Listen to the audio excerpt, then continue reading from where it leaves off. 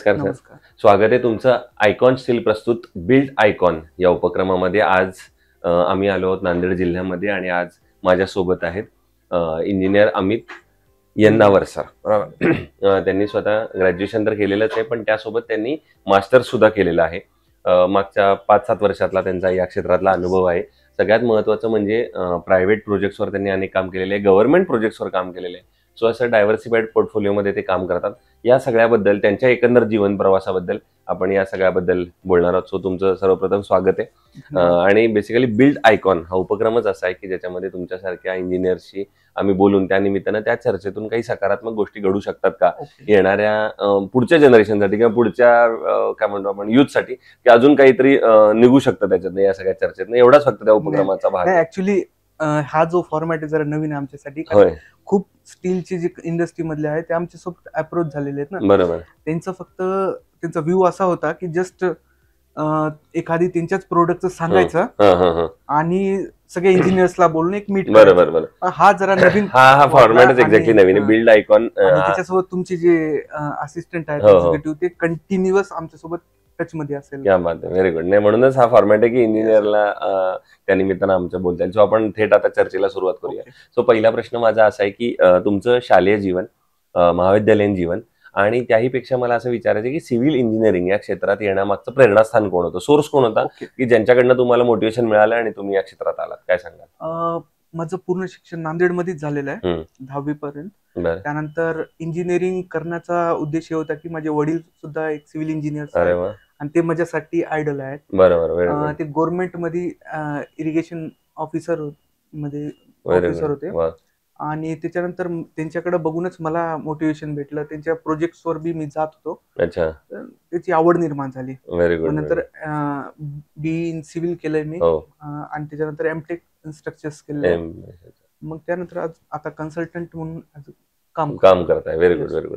So मी मगाशी म्हटलं त्याप्रमाणे की मागचा प्रवास जरी 5-7 वर्षातला असला तरी स्वतः त्यांनी डिग्री त्याच्यात घेतली, मास्टर्स घेतलं, वडिलांचा असा वारसा एक प्रकारे मिळालेला आणि आता थेट त्यांनी या क्षेत्रात स्वतःचे पाय रोवलेले, स्वतः कन्सल्टंट म्हणून ते आता काम करतात. तर मग त्याच्यानंतर माझा पहिलाच प्रश्न असा आहे की तुम्ही या पिढीतल्या, आपल्या सेम जनरेशन मधले म्हणून तुम्हाला जास्त हक्कानं विचारतोय की हे क्षेत्र क्रिएटिव्ह फील्ड आहे, त्याच्यात तुमचं सतत क्रिएशनला वाव आहे, नवीन करायला.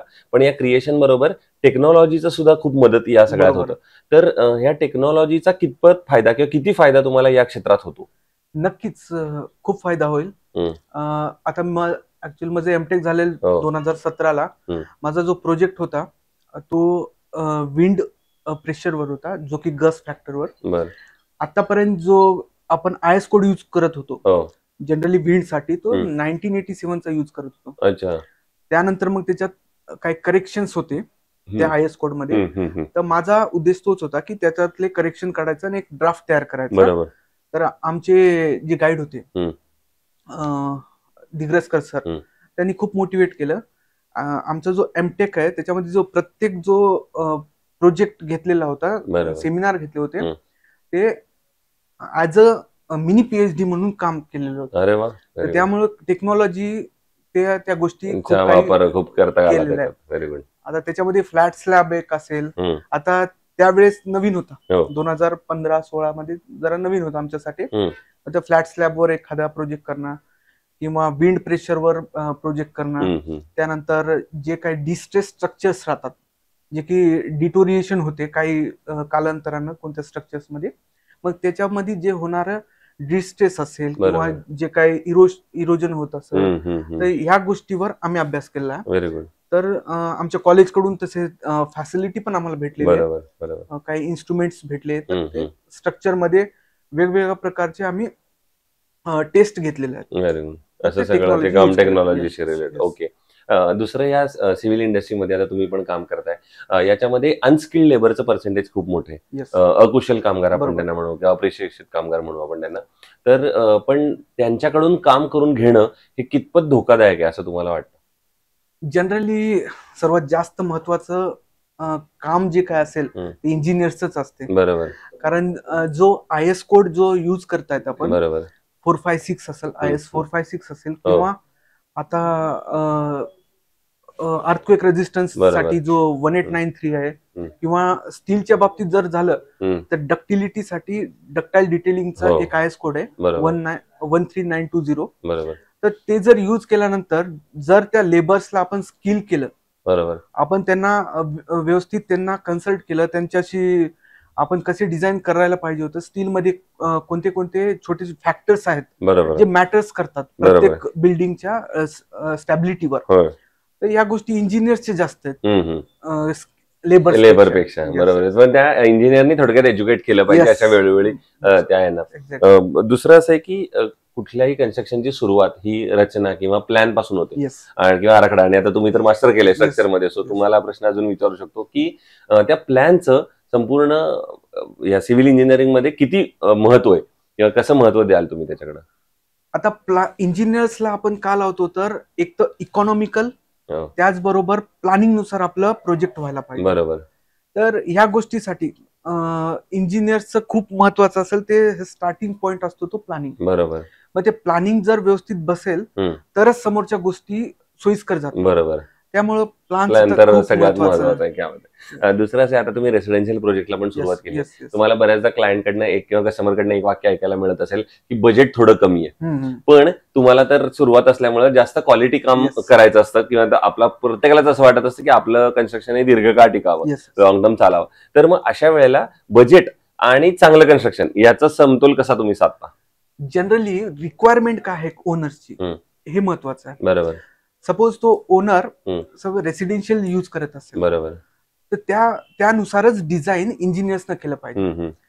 आता काय होतंय की प्रत्येक एक स्ट्रक्चर दुसऱ्या स्ट्रक्चर सोबत एक्झॅक्टली सेम असेल असं नाही, प्रत्येक स्ट्रक्चर हे युनिक असेल. बरोबर, त्याच्यामुळं इंजिनियर्सचं काम ह्याच्यात खूप मोठं आहे की प्रत्येक स्ट्रक्चर डिझाईन करणं आणि त्या रिक्वायरमेंट, त्याच्यात जे ओनर्सचे रिक्वायरमेंट आहे ते ऍड करणं आणि त्याला जास्तीत जास्त इकॉनॉमिकल करणं हे इंजिनियरचं काम आहे. बरोबर, ते करायला पाहिजे. पण एकीकडे असं की आता तुम्हालाही याचा अनुभव जास्त आला असेल की बजेटनुसार घर बनवण्याकडे आजकाल सगळ्या इंजिनियरचं प्राधान्य आहे, तर मग त्याविषयी काय सांगाल?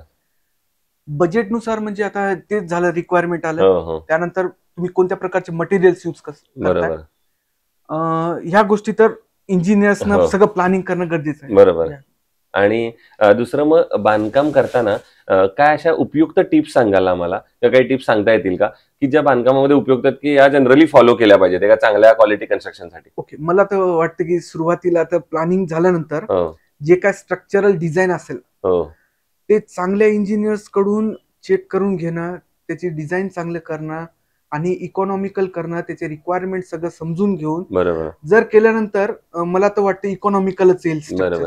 आणि मटेरियल्स कोणते यूज करतात, त्याचबरोबर जेवढं स्ट्रक्चर हे वॉटरप्रूफ असेल तितकं जास्त त्याची डक्टिलिटी जास्त, स्टॅबिलिटी चांगली राहील. बरोबर आहे. दुसरं, आपण सुरुवातीला बोललो त्याप्रमाणे तुम्ही स्थानिक स्वराज्य संस्था असेल किंवा काही शासकीय संस्था असेल त्यांच्यासाठी सुद्धा काम केलेलं आहे, तर त्या प्रोजेक्ट बद्दल काही सांगता येईल का आम्हाला? नाव तर नाही सांगता, नाव नाही सांगायला, पण इन जनरल आर्किटेक्चरल प्लॅन असेल किंवा जे काय त्याचे स्ट्रक्चरल प्लॅन असेल, या गोष्टी त्यांना डिझायनिंगच्या बाबतीत करून काम केलेलं आहे. त्यानंतर हायवेचे काही असतील प्रोजेक्ट तर त्याच्यामध्ये पण त्यांचा जे काही टोल प्लाझाचा जो बिल्डिंग असेल त्याची प्लॅनिंग करणं, त्याच्यानंतर पुन्हा जे काय रोडचे जो विड्थ असेल त्याच्यानुसार त्याची डिझाईन करणं, हे सगळं काम प्रोजेक्टवर काम केलेलं आहे. बरं, दुसरं, तुम्ही आता रोड्स आणि याचा उल्लेख केला, तर देशाच्या उभारणीमध्ये इंजिनियरचा फार मोठा वाटा आहे. बरोबर, अगदी महत्वाचा आहे, कारण इन्फ्रास्ट्रक्चर डेव्हलपमेंटवर तर सगळ्या देशाचे डेव्हलपमेंट अवलंबून असते,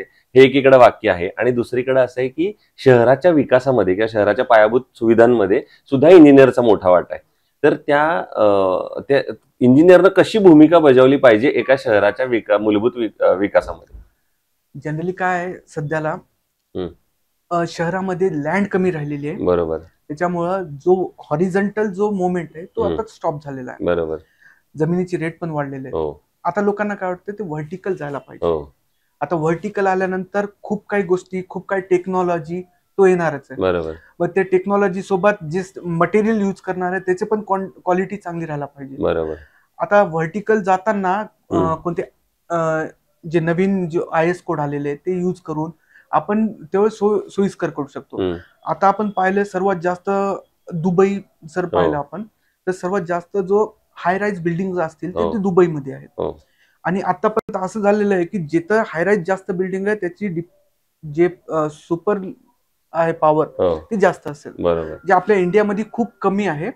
जनरली आता हे डेव्हलप होते इंडिया पण, तर एक व्हर्टिकल जे मुवमेंट आहे ते वाढायला पाहिजे. बरोबर. आणि त्याचनुसार मग पर्यटन पण त्याच्यातून वाढू शकते. म्हणजे कोस्टल एरिया असेल समजा ते चांगले डेव्हलप केल्यानंतर पण होईल. त्यानंतर जसं स्ट्रक्चर्स तुम्ही बांधसाल युनिक असेल तसे लोकांचं अट्रॅक्टिव्ह तेवढं होईल आणि लोक येतील, त्याच्यानं आपल्या देशाची इकॉनॉमिकल पण वाढेल. आणि सर्वात महत्वाचं म्हणजे सिव्हिल इंजिनियर हा सर्वात मोठा स्रोत आहे डेव्हलपमेंट सिव्हिल इंजिनियर शिवाय तर होणारच. बरोबर. बाकी दुसरं तुम्ही काही करू शकता पण डेव्हलपमेंटसाठी सिव्हिल इंजिनियर लागेल. क्या बात आहे. मग इतका मोठा जर स्कोप आता तुम्ही सांगितलं त्याप्रमाणे आहे तर ऍज अ काय म्हणतो विजन म्हणू किंवा भविष्यातला स्कोप म्हणू आफ्टर 15 इयर्स असं म्हणू तर तुम्ही या इंजिनिअरिंग या क्षेत्राचं भविष्य काय बघता? जनरली सिव्हिल इंजिनियर ह्यानंतर इंडियामध्ये तरी खूप स्कोप जास्त आहे. बरोबर. हायराईज बिल्डिंग आता खूप वाढणार आहेत. त्याच्यानंतर खूप काही गोष्टी चॅलेंजेस पण असतील. त्याच्यासाठी इंजिनियर्सनं पण तयार राहायला पाहिजे, नवीन टेक्नॉलॉजी शिकायला पाहिजे. जसं की दुसऱ्या देशामध्ये आहेत ना त्याच गोष्टी आपल्या इथं पण डेव्हलप होत आहेत, असं बी नाही म्हणताय ना, होत आहेत. त्याच्यामुळे चालू आहे. पण मग जर तुम्ही आता एवढं आपण सांगितलं की तुम्ही म्हणला की त्याच्यात स्कोप खूप आहे, आपण डेव्हलपिंग कंट्री आहोत, इन्फ्रास्ट्रक्चर एवढं डेव्हलप होत आहे वगैरे, तर मग जी आता नवीन मुलं किंवा तुमचे ज्युनियर्स आता जे पासआउट होत आहेत तर त्यांना तुम्ही काय मित्र म्हणून एक सल्ला द्याल की या सेक्टरमध्ये येण्यासाठीचा? आता त्यांना सांगायचं पहिले तर त्यांची आवड महत्वाची, त्यांना कोणत्या स्ट्रीम मध्ये जायचं. बरोबर. ऍज अ इंजिनियर म्हणून मी त्यांना सांगतो की सिव्हिल इंजिनियर मध्ये आल्यानंतर तुम्ही एका नेशनला डेव्हलप करताय. बरोबर. त्याच्यामुळं मी तर म्हणेल की सिव्हिल मध्ये आले तर खूप चांगलं राहील. एकच गोष्ट नाही बिल्डिंगच, दुसरं पण इन्फ्रास्ट्रक्चर खूप आहे. हायवे झालं, रेल्वे झालं, त्यानंतर इरिगेशनचे प्रोजेक्ट असतील, या गोष्टी खूप महत्वाच्या आहेत. इरिगेशन मध्ये पण आता सपोज डॅमच नसेल तर मग ते पाण्याचं महत्व काय राहणार, पाणी तसंच निघून जाईल. मग त्याच प्रकारचं डॅम डेव्हलप करणं हे इंजिनियरचं काम आहे. त्याच्यामुळं मी सिव्हिल इंजिनियर असल्यामुळं हे सांगत नाही की तुम्ही सिव्हिल इंजिनियर मध्ये यायला पाहिजे, पण एक चांगली अपॉर्च्युनिटी आहे. तुम्ही स्वतःला चांगलं प्रूव्ह करू शकता इथं आणि तुमचे आयडियाज अजून डेव्हलप करू शकतो. बरोबर आहे. त्यामध्ये दुसरं आणखीन एक प्रश्न म्हणजे आता तुम्ही स्वतः इंडिव्हिज्युअल पण प्रोजेक्ट घ्यायला लागले, तर अर्थात सुरुवातीच्या टप्प्यामध्ये हा जास्त प्रश्न येतो, ते म्हणजे काही आव्हानाला तोंड द्यावं लागतं किंवा काही अडचणी येतात. बऱ्याचदा एखादी गोष्ट माहित नसते, कधीतरी कोणाला तरी विचारावे लागते किंवा साईटवर काहीतरी प्रॉब्लेम येतो, तर त्या आव्हानावर तुम्ही कशी मात केली, असं एखादा काही किस्सा किंवा काही प्रसंग सांगता येईल का? ऍक्च्युली वडीलच माझे पहिले गुरु होते. तुम्ही बोलला. त्याच्यामुळं जसं इंजिनिअरिंगच्या first year, second year, third year पासूनच मी प्लॅनिंग कडे जास्त वळलो होतो. ऍज अ आर्किटेक्ट म्हणून मी काम पाहिलं सगळं. म्हणजे सेकंड इयर, थर्ड इयर पासूनच मी प्लॅनिंग करत होतो. आणि त्याच्यानंतर मग जेव्हा मला मार्कआउट टाकायचे होते, नवीन मोठे प्रोजेक्ट होते त्याचे मार्कआउट टाकायचे होते, तेव्हा थोडेसे सुरुवातीला खूप प्रॉब्लेम येत होते किंवा कसं मार्कआउट करणं हे सगळ्यापासून मला वडिलांनी चांगलं शिकवलंय. त्यामुळे प्रॉब्लेम अडचण नाही आली, वडीलच गुरु असल्यामुळे. क्या बात आहे. मग दुसरं असं आहे की हा झाला अडचणींवरचा सामना, पण आता तुम्ही इतके प्रोजेक्ट कम्प्लीट केलेले आहेत, ऑलरेडी हँडओव्हर केलेले आहेत, तर मग एखादा असा आयकॉनिक प्रोजेक्ट सांगता येईल का की अरे हा माझा आयकॉनिक प्रोजेक्ट आहे, याच्यावर पैशाबरोबर मला समाधान पण मिळालं, आनंद मिळाला? असा पैसाच सगळं नसतो. बरोबर. दुसरी गोष्ट आयकॉनिक असं मला म्हणता येणार नाही, कारण प्रत्येकाचं घर हे आयकॉनिक असतं. बरोबर. त्यामुळे मी प्रत्येक जो प्रोजेक्ट आहे माझा तो माझ्यासाठी आयकॉनिक आहे. क्या बात आहे. Very good. दुसरं असं आहे की कुठल्याही कन्स्ट्रक्शनचा स्टील आणि सिमेंट हा आत्मा आहे, जीव आहे, त्याच्याशिवाय कन्स्ट्रक्शन होऊ शकणार नाही. तर मग ते स्टील निवडताना तुम्ही काय पॅरामीटर्स बघता किंवा काय क्वालिटी चेक घेता किंवा स्टील कसं निवडायचं बांधकामासाठी? जनरली स्टील साठी एक प्रॉपर्टी असेल तर ती म्हणजे डक्टिलिटी. बरोबर. डक्टिलिटी सर्वात महत्वाची प्रॉपर्टी. त्यानंतर जो येईल त्याचा स्टफनेस असेल, त्यानंतर त्याचं जे काय रेजिस्टन्स असेल, त्याचं करोजनशी असेल रेजिस्टन्स. बरोबर. त्यानंतर टेन्साईल स्ट्रेंथ कशी असेल त्याची, हो हो या गोष्टी सुरुवातीला मी जर कोणतं स्टील जर मला घ्यायचं असेल तर मी ते चेक करेल, त्यांचे रिपोर्ट चेक करेल, बरोबर त्याचं इलॉंगेशन किती होते, त्याचं इल्डिंग स्ट्रेंथ किती आहे, या गोष्टी मी पाहणार. बरोबर. त्यानंतर जर व्हिज्युअल इन्स्पेक्शन करायचं असेल तर मग त्याचं बेंड टेस्ट करून पाहणार, बरोबर क्रॅक्स जनरेट होतात का पाहणार, त्याचे रिप्स बरोबर आहेत का, या फिजिकल टेस्ट पाहणार. बरोबर त्यानंतर त्याच्यात कार्बन कंटेंट किती आहे, सपोज कार्बन कंटेंट जास्त असेल तर करोजन होईल होईल obviously. बरोबर या गोष्टी आहेत की जे चेक करतो. जनरली जनरली आता सगळे स्टील वाल प्रोजेक्ट त्यांचा रिपोर्ट देते ते, तर ते रिपोर्ट पाहूनच आपण आपल्याला कळू शकतं. Yes, yes. दुसरं आयकॉन स्टील तुम्ही आपल्या कुठल्या प्रोजेक्ट मध्ये यापूर्वी वापरलंय का? आपण रेसिडेन्शियल G+2 G+3 साठी आपण युज केलेलं आहे बरोबर आयकॉन स्टील. आणि मला तर वाटतं मी ह्याला बोललो तुमच्या हो. एक्झिक्युटिव्हला, आपलं एक प्रोजेक्ट चालू होईल स्कूलचं, बरोबर मोठा प्रोजेक्ट आहे तो. बरोबर त्याच्यासाठी आता प्लॅनिंगच्या स्टेज मध्ये आहे, आहे तर आता ते चालू होईल. पण आयकॉन स्टीलच्या बाबतीत म्हणजे मला असं विचारायचं आहे की त्यांच्या प्रॉडक्ट बद्दल तुम्ही सांगितलं, Yes. पण त्यांच्या सर्व्हिसेस बद्दल काही तुम्हाला वेगळं सांगता नाही येईल का? नाही, सर्व्हिसेस चांगली आहे. हो. कारण आयकॉनिक स्टील सर्व्हिसेस म्हणजे जेव्हा आम्हाला रिक्वायरमेंट असेल आणि तेव्हा जर आयकॉन स्टील आम्हाला जर भेटलं तर चांगलेच आहे. चांगलं मेन आहे. म्हणजे सर्व्हिस तेच असेल. बरोबर सपोज मी एखादं प्रोडक्ट युज करतो मी बॉटम पासून टॉप पर्यंत, तर मला ते शॉर्टेज नाही व्हायला पाहिजे, बरोबर त्या माझी सर्व्हिसिबिलिटी असेल. क्या बात आहे, क्या बात आहे. सो हे होते इंजिनियर अमित येन्नावर आणि त्यांनी अतिशय सुंदररित्या त्यांचा अनुभव सांगितला, त्यांचा आजपर्यंतचा प्रवास सांगितला. आणि सगळ्यात महत्त्वाचं म्हणजे जी तरुण मुलं आता या क्षेत्रात येत आहेत, आता जस्ट पासआउट होत आहेत, अशा सगळ्या इंजिनियरना एक महत्त्वाचा सल्ला दिला ते म्हणजे तुम्ही शिक्षण तर घेतलेलंच आहे, तुम्ही आता व्यवसाय सुद्धा करणार आहे, त्यातनं चांगले पैसे कमवणार आहे, पण तुम्ही अशा एका फील्डमध्ये आहात ज्याच्यातून देश उभारतो. सो देशासाठी आपण काहीतरी करतो या भावनेनं जर तुम्ही या क्षेत्रात आलात तर या क्षेत्रात अमर्याद संधी आहेत. पैसा तर असतोच, प्रत्येक क्षेत्रामध्ये नफा तुम्ही कमवाल, पण त्याबरोबर हे समाधान किंवा आनंद तुम्ही जो कमवाल तो कुठल्याही क्षेत्रापेक्षा हा फार वेगळा असेल.